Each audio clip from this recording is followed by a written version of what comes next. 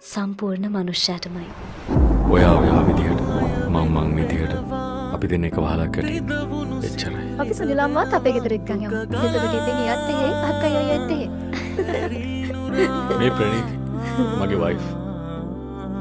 මට නම් එයාව පොඩ්ඩක්වත් ඇල්ලුවේ නෑ. එයා කිඹුලියෙක්.